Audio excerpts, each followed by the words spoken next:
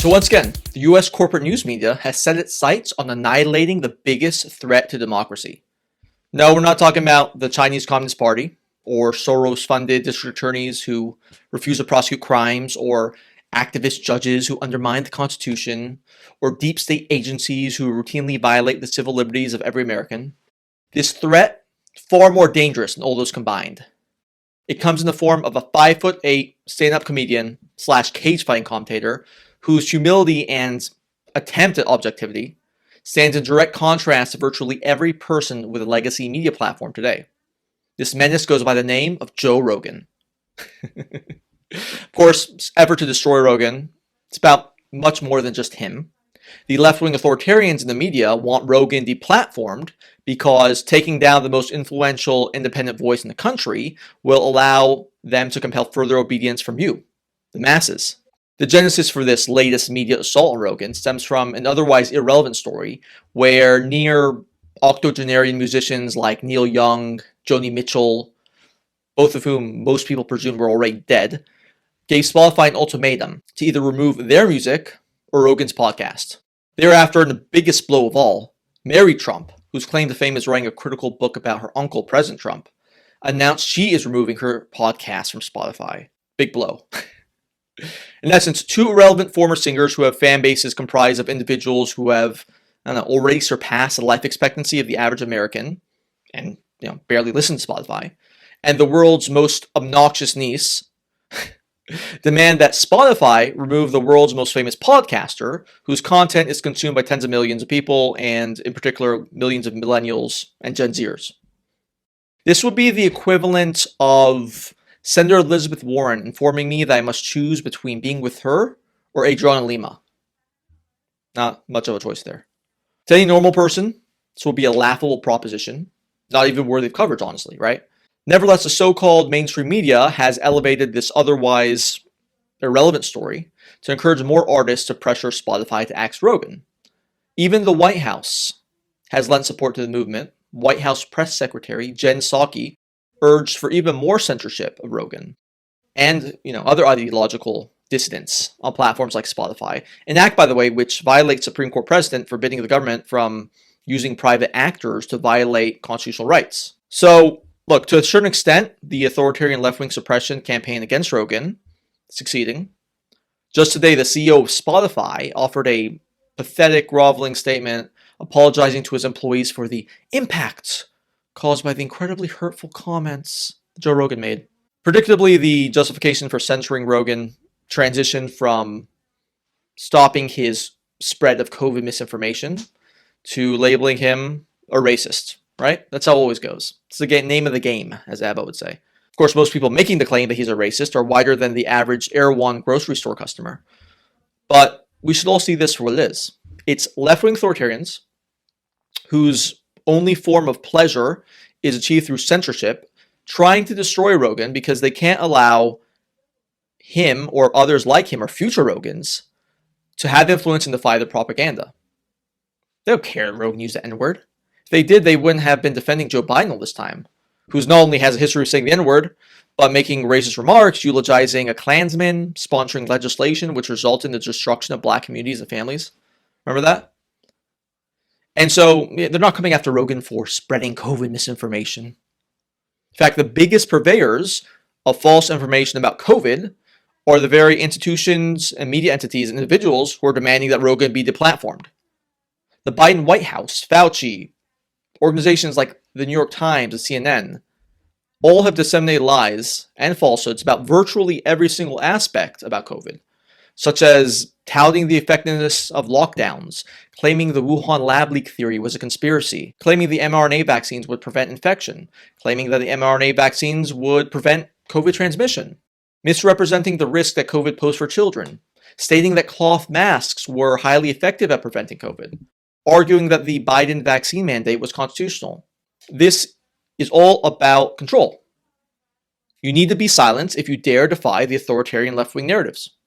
A few days ago, CNN, the network that seemingly prides itself on disseminating exclusively fake news and hiring perverts, pedophiles, and sexual assaulters to deliver it to you, dragged on one of its usual dullards, a guy by the name of Oliver Darcy, to discuss the Rogan controversy with a woman who goes by the name of Kat Rosenfield and the network's resident eunuch, Brian Stelter. Sorry, I had to steal that from Tucker. It's too good. This is what they had to say. People who are listening to Joe Rogan's podcast don't necessarily believe it to be bad information. So there was an analogy drawn between Doritos and Joe Rogan's podcast. People know that Doritos are not necessarily good for them. That you're not going to find a nutritional expert who says, you should eat a lot of Doritos. But there are a lot of people who listen to Joe Rogan's podcast who believe that he's actually the truth teller. They believe the opposite, that Joe Rogan is good for an informational diet. And I think that's what's so important, is that the people who are listening to him don't believe it to be bad information. So it's difficult, I guess, for them to make that choice, that good choice of consuming information when they think that the podcast hosting people with anti-vaccine rhetoric is really the truth-telling podcast. Kat, you made the Doritos reference. I rather liked it. What do you say to Oliver? I think that it just ultimately comes down to the question of how do you want to solve this, and that's sort of where the analogy comes in. Here's people who, they like something that we, who consider ourselves more enlightened, don't think is good for them. We think that they're internalizing this misinformation, that they're using it to make bad decisions. But if you took away Joe Rogan by deplatforming him, just as if you took away Doritos, would they seek out better information? Would they seek out, like a podcast like New York Times The Daily, or, would they start reading the Wall Street Journal? I don't know. I think that that's sort of the fundamental question here.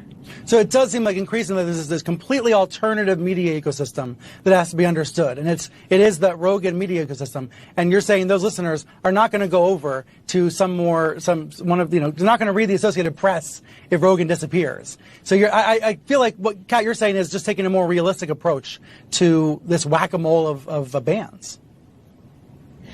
Yeah, I just think that providing as much information as possible is, in the hopes that it will eventually get to the people who need it, providing as much good information as possible is probably a better bet than trying to, shut down somebody who's already got a massive popular platform, from reaching the people who are going to seek him out no matter what.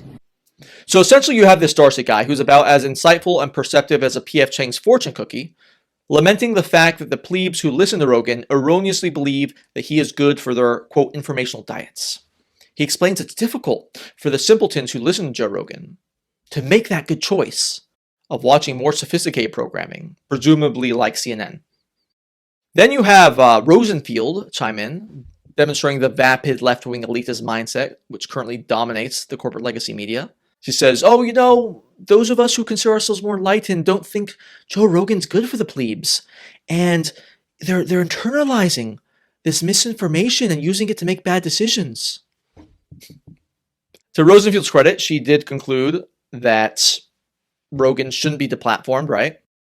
But that's only because the audience of Rogan, which is, again, 15 times bigger than CNN, will just follow him to another platform rather than switch to, again, more sophisticated programming, like the garbage they broadcast on CNN or NPR or printed on the New York Times. It's no 1619 project, that's for sure. However, it's CNN's Alison Morrow who gets the award for being the most sanctimonious smug douchebag of the week. Morrow took the opportunity to lecture Rogan, stating, "We practice a thing called journalism, which involves vetting sources and speaking to a range of experts before putting their ideas on blast. HMU, if you want to know more, smiley face." Yes, journalism. That's what CNN's known for. It's like the incredible journalism they demonstrated when repeatedly circulating lies about Russiagate and the Steele dossier, the Russian bounties on U.S. soldiers, Brett Kavanaugh being a gang rapist. Remember that? Kyle Rittenhouse, the Covington Catholic high school kids, the Jussie Smollett hoax, inflation, mostly peaceful protests in the summer of 2020, which resulted in the death of 25 people and caused $5 billion of property damage and destroyed people's lives. CNN is as good as journalism as the Como brothers are at being gentlemen, or Jeffrey Toobin is at not masturbating in front of people. Not very good. One has to wonder how the people who are like the least talented, least skilled, least discerning, least honest members of society develop this notion that they are the ultimate authorities on determining what is acceptable speech in this country. When that happened? Where's the hubris come from? Why do these establishment media figures who have either lied or proven incorrect about virtually every major news event going back to the Iraq War get to decide the topics the rest of us are allowed to discuss. It would be problematic if someone like, I don't know, Elon Musk, objectively brilliant, astute, accomplished, if someone like him took it upon himself to define the acceptable parameters of speech in our society. Yet, we're dealing with the dumbest and most insecure people in society, not Musk's. And they get to dictate what the rest of us can talk about? The good news is the power and influence of the so-called mainstream media organizations is waning. They know it. It's becoming less relevant by the day. Americans from all sides of the political spectrum are tuning out these disingenuous media entities and turning to heterodox voices like Joe Rogan, Tucker Carlson, Glenn Greenwald, Cigar and Jetty, Crystal Ball, Barry Weiss, many others. Now, these people may not be correct all the time, but they're genuinely interested in arriving at the truth. They don't demand censorship of opposing views. And their track record, by the way, is much better than outfits like CNN or the New York Times or Washington Post. You know, we mentioned this in the first podcast. Throughout history, it's never been the good guys who have burned books or persecuted people for expressing controversial or contrarian ideas. So it really is incumbent upon all reasonable-minded people to speak out whenever they hear someone demand censorship of independent voices. It may have not seemed conceivable 10 years ago, but as of today, the most influential independent voice in this country is Joe Rogan.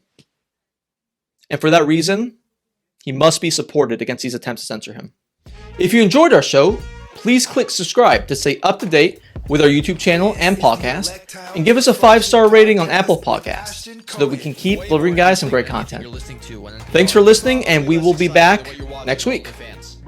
We're going to talk about the issues that really matter. Our country, our economy, the Fed, QE, GDP, BTC, NFTs, AOC, the CCP, Cardi B, Yeezy, Yellow Socks, Iran, Joe Biden's dementia, come on, man, and probably sex robots. We stand for a free and open debate and exchange of ideas. And if you disagree with anything we talk about, you are a racist and no better than Hitler. What? Let's get started.